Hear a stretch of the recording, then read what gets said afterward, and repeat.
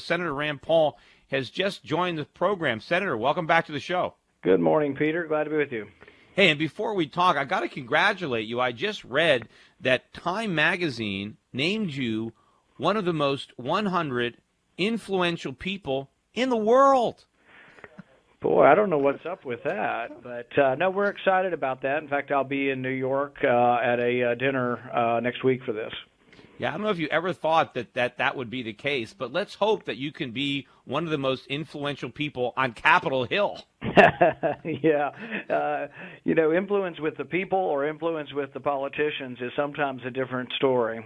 Yeah, but you're doing a great job up there, and you're making a lot of waves. In fact, one of your recent comments did not go unnoticed by President Obama, who didn't specifically invoke your name, but he had your image in his mind as he spoke these words, responding to your, I think, very poignant and accurate accusation at the way the president is exploiting the families from Newtown. And by the way, I'm not sure if you know, but my 10-year-old son lives in Newtown, Connecticut. But listen to what the Commander-in-Chief had to say about you, cut number 16. I've heard folks say that having the families of victims lobby for this legislation was somehow misplaced. A prop, somebody called them. Emotional blackmail, some outlets said. Are they serious? Do we really think that thousands of families whose lives have been shattered by gun violence don't have a right to weigh in on this issue?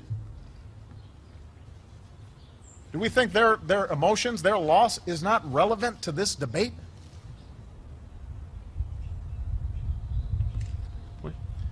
So all in all, this was a pretty shameful day for Washington. I wonder why he's pausing so much. I wonder if the teleprompter is moving a little slowly there. But so Rand, are you serious? Well, my point has always been, and this is what I said before that comment, is that I have 3 boys, and I can't imagine one of them going to school and being shot or killed. I can't imagine the grief. I can imagine, but I just can't. It's hard to fathom, if you aren't one of those parents, the grief that you have to go through to lose one of your kids at school. You've got a child in that same town. And I absolutely can understand where those families are. In fact, I can see it in the eyes of that father who's testified several times. So I do not question their sincerity at all. But I do question politicians who take someone's personal tragedy and politicize it. And I think they are politicizing some terrible tragedy. And I just find it demeaning that the president would use them that way. And I don't fault the families. They have every right to grieve. They also have every right to have their opinion on this. And I want to do something, too. I want to do something that would prevent killings like this. I just don't think that these young mass murderers who are not deterred by the death penalty, they're not deterred by dying at the end of their violence, that they're somehow going to be deterred by gun registration.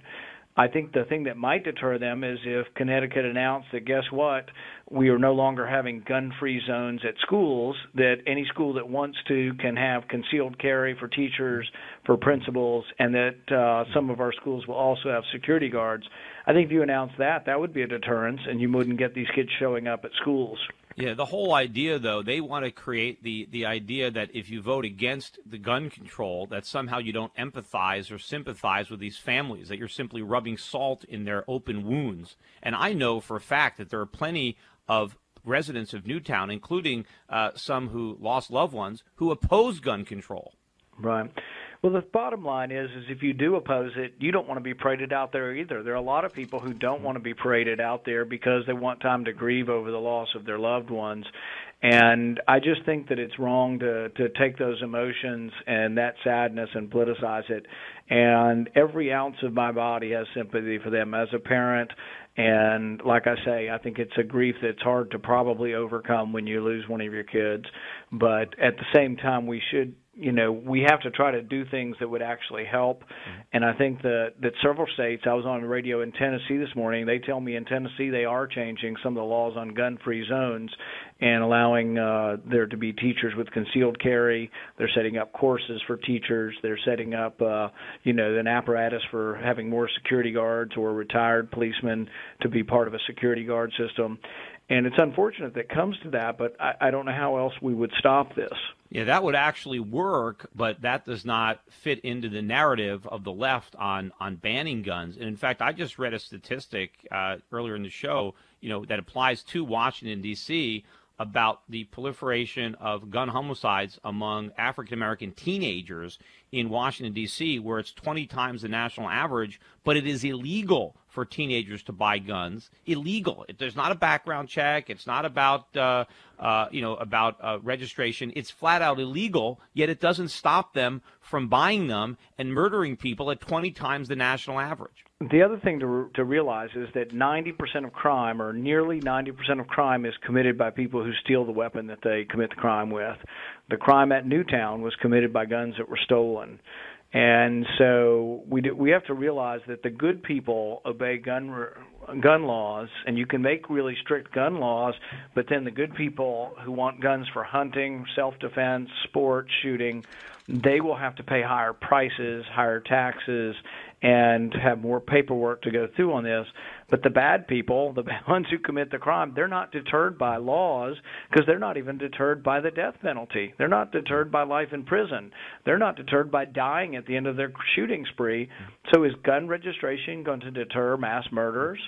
Yeah, no, it's not. Hey, tell me about the politics, the behind-the-scenes arm twisting. What was going on in the Senate there that ultimately led to this latest bill being voted down or not passing?